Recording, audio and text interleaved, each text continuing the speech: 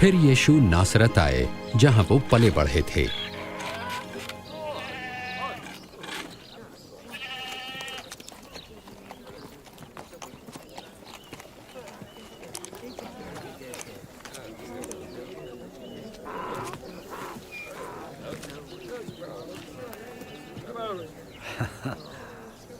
कैसी हो?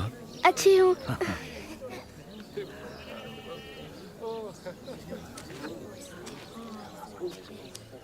सब्बत यानी विश्राम के दिन नियमानुसार वे आराधनालय गए।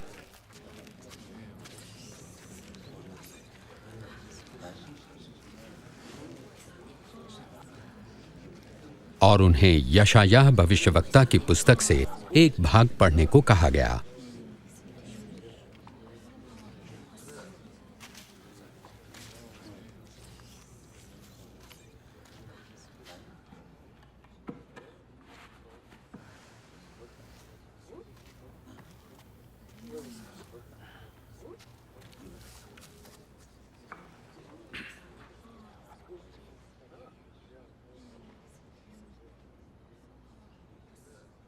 परमेश्वर का आत्मा मुझ पर है, क्योंकि उन्होंने मुझे दीनों को शुभ संदेश सुनाने के लिए चुना है। उन्होंने मुझे भेजा है कि मैं बंदियों को मुक्ति और अंधों को दृष्टि पाने का संदेश दूं, सताए हुए लोगों को मुक्त करने के लिए और यह घोषणा करने के लिए कि समय आ गया है जब परमेश्वर अपने लोगों को बचाएं। वे ठीक कहते हैं।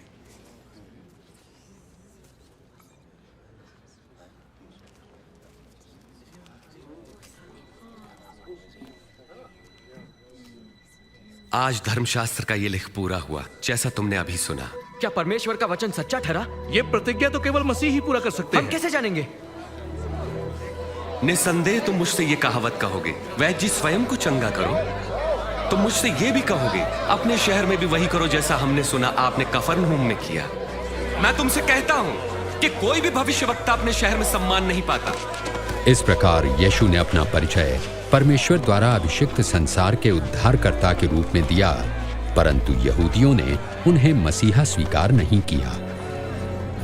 उन्हें लोगों ने पहाड़ी से गिराना चाहा, परंतु वो भीड़ से निकलकर अपनी राह चले गए।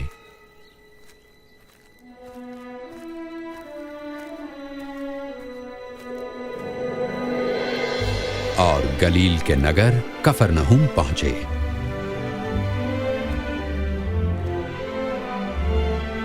उस समय देश रोमी साम्राज्य के अधीन था और लोग उनके अत्याचार से छुटकारा पाने के लिए मसीहा की प्रतीक्षा में थे।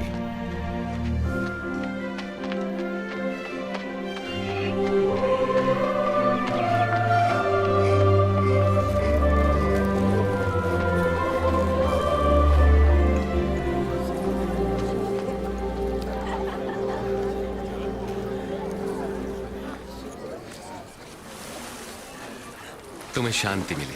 आपको भी स्वामी। तुम्हारी नाव में आ सकता हूं शिमोन? क्यों नहीं? यीशु हमें छोड़कर नहीं जा रहे ना? स्वामी हमें कुछ बताइए। हमें कुछ बताएं। प्रभु यीशु हमें उपदेश दें।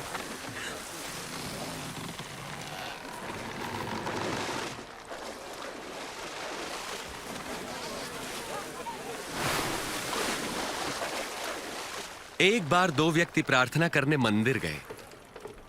एक धार्मिक गुरु और दूसरा चुंगी लेने वाला था। धार्मिक गुरु अलग खड़ा होकर यूं प्रार्थना करने लगा, परमेश्वर मैं आपका धन्यवाद करता हूं कि मैं दूसरों की तरह लालची, बेईमान और व्यभिचारी नहीं। मैं आपका धन्यवाद करता हूं कि मैं इस चुंगी लेने वाले जैसा नहीं। सप्ताह में 2 बार उपवास रखता हूं, आमदनी का 10वां अंश आपको देता हूं। परंतु चुंगी लेने वाले ने दूर ही खड़े होकर स्वर्ग की ओर आंखें उठाए बिना अपनी छाती पीट पीट कर यह कहा, हे परमेश्वर मुझ पापी पर दया कर। मैं तुमसे कहता हूं, धार्मिक गुरु नहीं परंतु यही चुंगी लेने वाला परमेश्वर की दृष्टि में धर्मी ठहरा और अपने घर गया। जो अपने आप को बड़ा मानेगा वो छोटा किया जाएगा, परंतु जो अपने आप को छोटा मानेगा वो बड़ा किया जाएगा। अपनी नाव को वहां गहरे पानी में ले चलो और अपने साथियों के साथ मछलियों के लिए जाल डालो। ओ स्वामी, हमने सारी रात कड़ा परिश्रम किया परंतु कुछ न पकड़ा।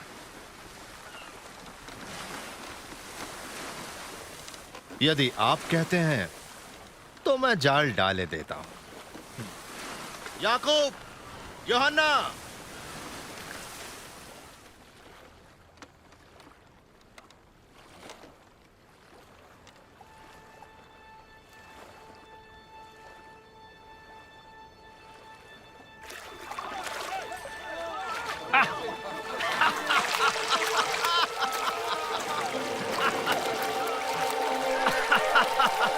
याकूब, यूहन्ना, अपनी नाव इधर ले और हमारी सहायता करो, जल्दी।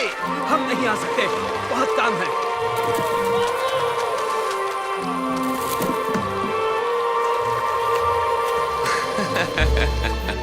बस काफी है। इतनी मछलियां बहुत हैं।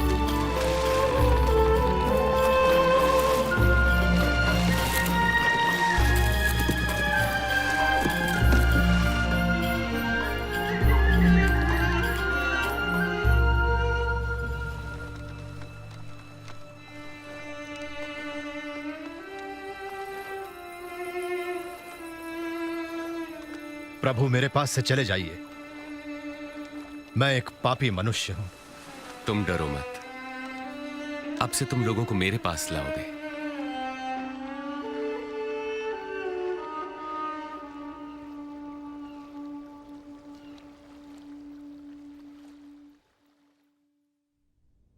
मेरे पास आओ और मेरे वचन सुनो। मेरी मानो और तुम जीवन पाओगे। प्रभु को खोजो जब तक वो मिल सकें। उन्हें पुकारो जबकि वो पास हैं। दुष्ट अपनी दुष्टता और अधर्मी अपने बुरे विचार छोड़कर परमेश्वर के पास आएं और वे उन पर दया करेंगे और उन्हें पूर्ण क्षमादान देंगे। तुम आनंदित रहोगे और तुम्हें शांति मिलेगी। वे आ रहे हैं, वे यही हैं, देखो। यीशु, यीशु, मेरी इकलौती बेटी को बचा ले प्रभु। मुझ पर दया करे। मेरी बेटी केवल 12 वर्ष की है और मरने को है। कृपा करके मेरे साथ चलिए। यार, मुझे बड़ा दुख है। यीशु, तुम्हारी बेटी नहीं रही, इसलिए गुरु को कष्ट ना दे। डरो नहीं, विश्वास रखो, वो ठीक हो जाएगी।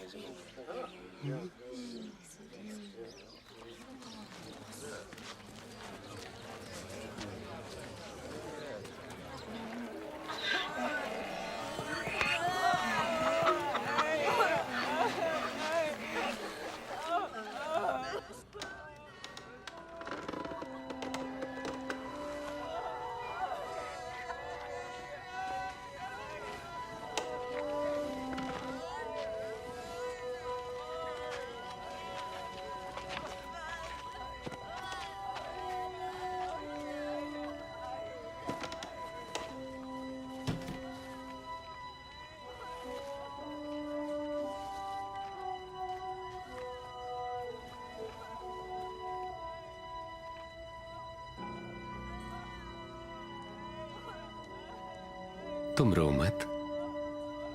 वो मरी नहीं है, वो तो बस सो रही है।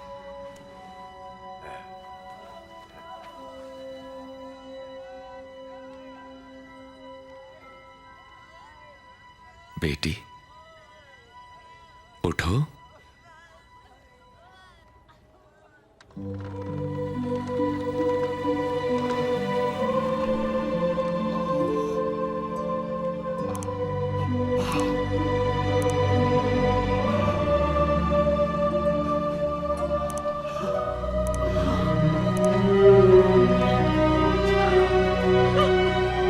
इसे कुछ खाने को दो। ध्यान रहे, यहां जो हुआ है किसी से न कहना।